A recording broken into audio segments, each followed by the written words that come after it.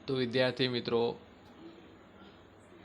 और मेरे प्यारे तलबा और तालिबात, आज हम इस वीडियो में कक्षा 10वीं हिंदी संयुक्त का खोया हुआ आदमी इस पाठ का स्वाध्याय समझने वाले हैं। तो चलते हैं स्वाध्याय की तरफ।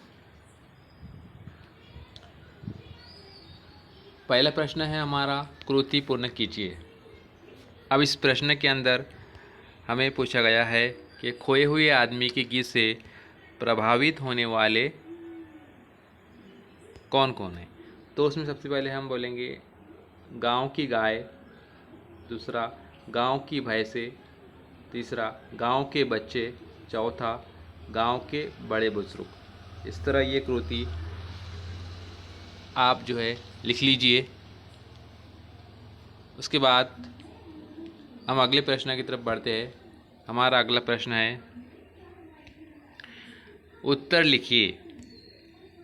अब ये उत्तर लिखिए, इसमें पूछा गया है कि खोए हुए आदमी के आने से गांव की बदली हुई स्थिति। पहले बॉक्स में आएगा गांव वाले खूब मेहनत करने लगे। दूसरा, गांव का जो तालाब था वो मछलियों से भर गया। तीसरे इसमें गांव के पेड़ फलों से लद गए। उसके बाद के बॉक्स में लिखेंगे हम, खेतों में फसलें लहलहाने लगी। इस तरह जो ये उत्तर लिखिए, प्रश्न दूसरा था। आगे बढ़ते हम। आगे के तीसरे प्रश्न में जो है बताया गया है, पूछा गया है कि ऐसे प्रश्न तैयार कीजिए जिनके उत्तर निम्नलिखित शब्द हो। जैसा कि इसमें बताया गया है, भविष्यवाणी, झमाझम बारिश, खुशहाली और गंधक। ये शब्दों से जो है ये शब्द उत्तर आने चाहिए हमको प्रश्न तैयार करने के। तो भविष्यवाणी का प्रश्न इस तरह तैयार होगा कि खोया हुआ आदमी प्राकृतिक आपदाओं के बारे में क्या करता था। तो क्या करता था? भविष्यवाणी करता था। दूसरा प्रश्न बनेगा झमाझम बारिश के ज़रिए कि बच्चे बड़े किसमें भीगने का आनंद लेने लगे। तो किसमें? तो झमाझम बारिश में। उसी तरह तीसरा है खुशहाली, तो खोए हुए आदमी की मदद गांव वालों के लिए क्या लाई। तो उसका उत्तर आएगा खुशहाली। इस तरह आप उसके बाद चौथा प्रश्न है गंधक। तो गंधक उत्तर आए ऐसा प्रश्न तैयार करना है। तो उसके अंदर प्रश्न बनेगा, उस रात गांव में किसकी गंध फैल गई। तो इसका उत्तर आएगा गंधक। इस तरह जो है ये प्रश्न तैयार किए गए। आगे बढ़ते हम स्वाध्याय के अंदर। प्रश्न नंबर चौथा है। प्रश्न नंबर चौथे के अंदर पूछा गया है, दिए गए निर्देश के अनुसार परिवर्तन कीजिए। यहाँ संजाल जैसा बताया गया दिया है। तो यहाँ विद्वान, बीच में विद्वान लिखा है। विद्वान का लिंग क्या होगा, वचन क्या होगा, विरुद्धार्थी शब्द क्या बनेगा और पर्यायवाची शब्द क्या बनेगा। सबसे पहले हम देखते हैं वचन। वचन जो है हमारा विद्वान का विद्वानो हो जाएगा। उसी तरह उसका जो लिंग होगा वो विदुषी होगा और विरुद्धार्थी उसका मूर्ख होगा और जो पर्यायवाची शब्द है वो बुद्धिमान हम लिखेंगे इस तरह। तो इस तरह जो है आप अपने नोटबुक में इन प्रश्नों के उत्तर लिख लीजिए। हम स्वाध्याय के अंदर आगे बढ़ते हैं आगे की प्रश्न की तरफ। आगे का जो प्रश्न है हमारा वो भाषा बिंदु पर है। अब ये भाषा बिंदु व्याकरण का हिस्सा होता है, जिसमें पूछा गया है कि निम्नलिखित वाक्यों में आए हुए अवयव को रेखांकित करते हुए उनके उत्तर लिखिए। अब इनमें जो है जो अंडरलाइन किए हुए वर्ड है, जैसे कि आपको बताता हूँ मैं।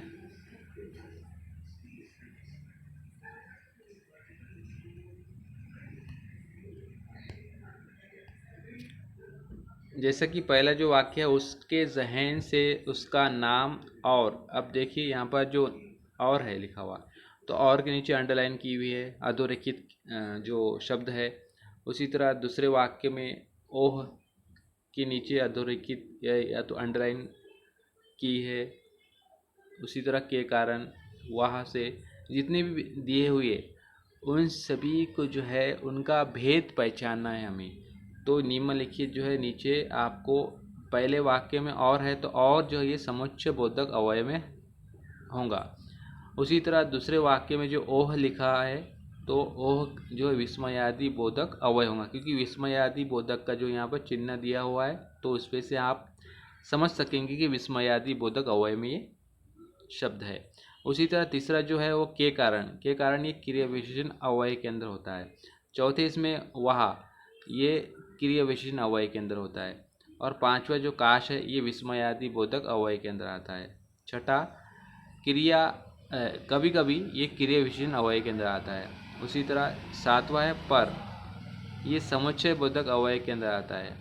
उसी तरह आठवां जो है वो जल्दी, ये क्रिया विशेषण अवयव के अंदर आता है। तो इस तरह जो है भाषा बिंदु का पहला प्रश्न था ये। अब हम आगे के प्रश्न की तरफ बढ़ते हैं। इसके अंदर दूसरा जो प्रश्न है वो है निम्नलिखित अवयवों का सार्थक वाक्यों में प्रयोग कीजिए। अब इसमें जो है आपको दिए हुए कुछ शब्द दिए हुए, अब उनका जो है सार्थक वाक्य में प्रयोग करना है। जैसा कि परंतु है, उसी तरह अरे, उसी तरह जो है अरे है, अरे रे, के सामने, धीरे धीरे, इसलिए, छी, जितने भी है उन सभी का जो यहाँ पर आपको वाक्य के अंदर उपयोग करके बताया गया है। तो आप इस तरह जो है एक एक करके आप लिख लीजिए आपके कॉपी में। इस तरह जो है ये खोया हुआ आदमी, ये पार्ट का स्वाध्याय हमने इस वीडियो के माध्यम से देखे। उम्मीद करता हूँ कि आपको ये स्वाध्याय समझ में आया होगा।